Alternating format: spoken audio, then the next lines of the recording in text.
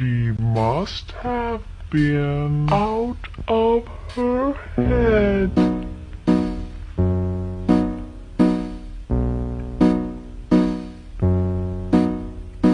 Oh, oh, oh. Look what happened when we were not home. Wait for it.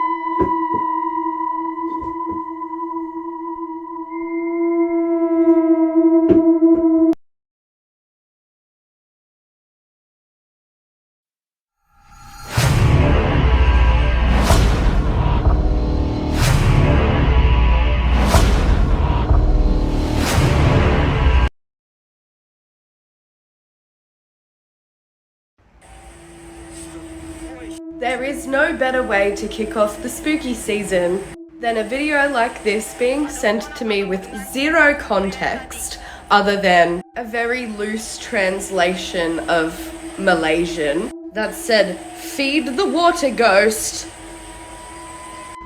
Cleo." Okay, just watch this and let me know what you think.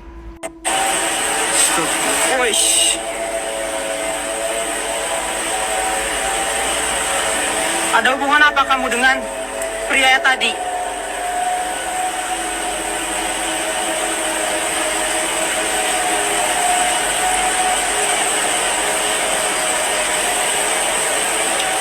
Astagfirullahaladzim.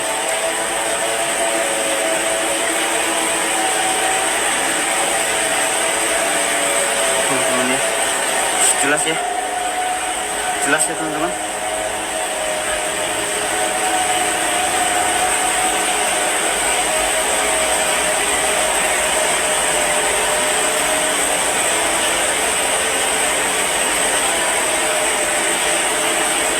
Astagfirullahaladzim. Astagfirullah.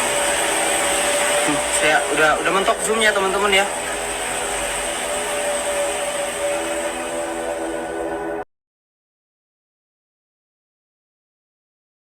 These are some extremely unsettling facts, and I found all of these on Reddit. Albert Einstein is one of the most brilliant minds we have ever seen on Earth. So naturally, when he passed away, scientists wanted to study his brain to see if there was something different about him. But Albert Einstein had one dying wish. He did not want his brain to be studied, stating, "There's nothing special about me, anyone can be a genius." But despite this man's dying wish, his brain was still harvested and stolen and hidden for nearly a decade. It was eventually found and then split up and given to several different universities where now it's kept in a jar. A couple from Missouri finally scrounged up enough money to be able to move into a house together, but their dreams quickly turned into nightmares. The house was infested with thousands of venomous brown recluse spiders, and after further investigation, it was discovered that there were almost 5,000 brown recluse spiders in this home. And finally, let's say you have a group of 10 friends. Scientifically speaking, out of all of you, one of you will die before the age of 40. And I know a lot of my facts are really dark, but that's why.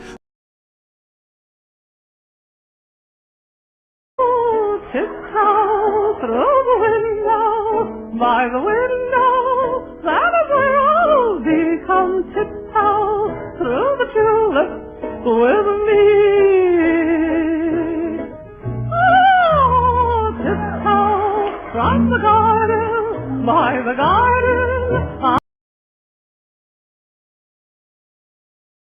Facts about Jeffrey Dahmer you probably didn't know. He unalived his first victim at just 18 years old. Most people who do this don't start until around 29, so him starting so young is one of the reasons why he's one of the most sickening serial killers ever. His father taught him how to preserve animal bones. He was extremely obsessed with anatomy and skeletons, which is probably the reason why most of his victims ended up in a vat of acid. He was even a combat medic in the army from 1979 to 1981. He was later then accused of SAing someone and discharged. If this video can get 25,000 likes, I'll drop a part 2. The night crawler's backstory.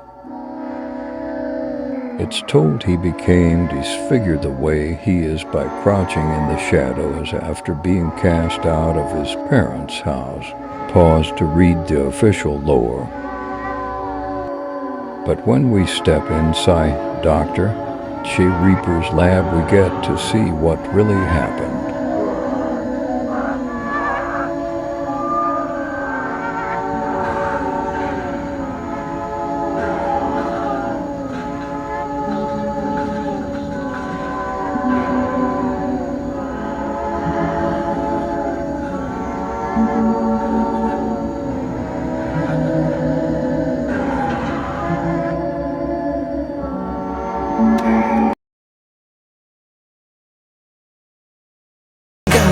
See Stockholm travel through your pack.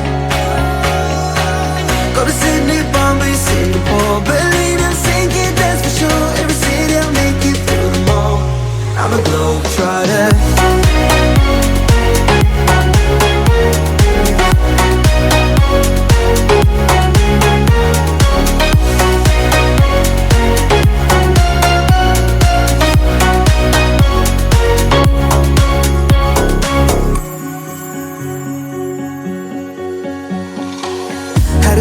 Trying to find my way on the road, living life each day by day. I love bears. How about you? The big fellow behind me is Goliath, said to stand 12 feet tall and weigh 2,500 pounds. He was massive. Was he really that big? Who's gonna argue? I'll take your word for it, Goliath. The story that I'm about to tell you is particularly gruesome, friends. Please watch at your own risk.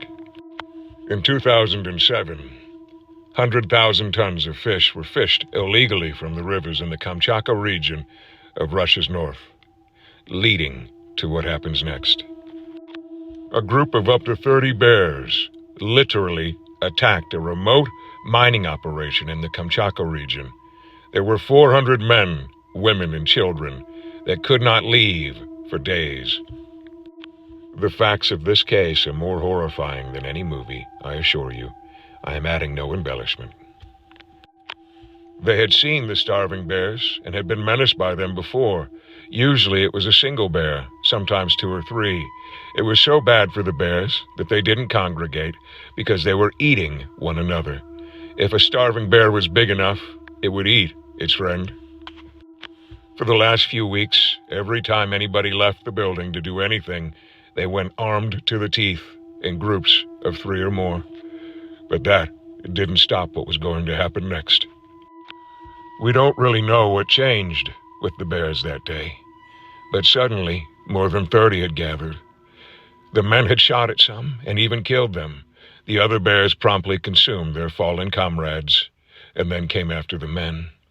Everybody withdrew to the main building, 400 men, women, and children inside that day and that night, screaming and crying when the bears attacked. You never knew which way they would come from. They would claw and rip at one of the doors, and the men would try to take a shot at them. Sometimes they were successful and killed a bear, and other times they just drove them off for a while, and they came back.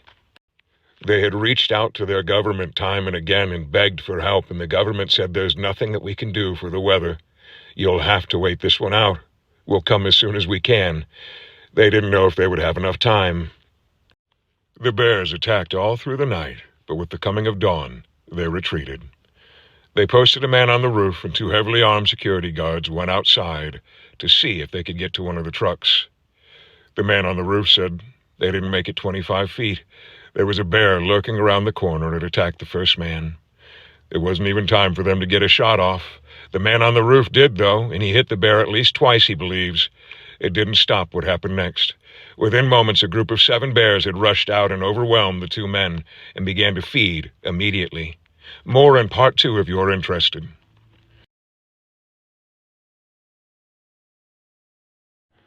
When the 2 heavily armed security guards were killed and eaten, those inside had to listen and watch what happened next.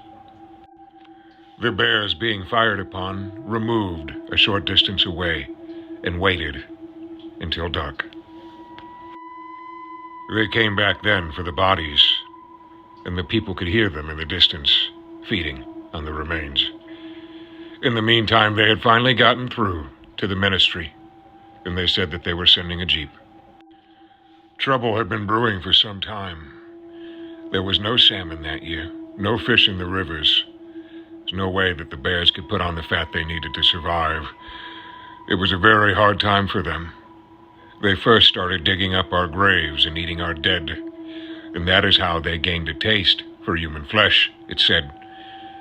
They trapped the men at the platinum mine, and the women and the children, and began to hunt them actively, trying to pick them off. The nearby village had also experienced deaths at the hands of these Kamchatka brown bears. Things had been getting very desperate. Men were killing bears, and bears were stalking, hunting, killing, and eating us. Russia's Emergency Situation Ministry dispatched teams of men to destroy the bears. Some say that they got them all. Others say that's not the case. 900 bear in the area were put down. There have been attacks in that area before, but they are on a rise ever since. A new generation of killer bear, perhaps.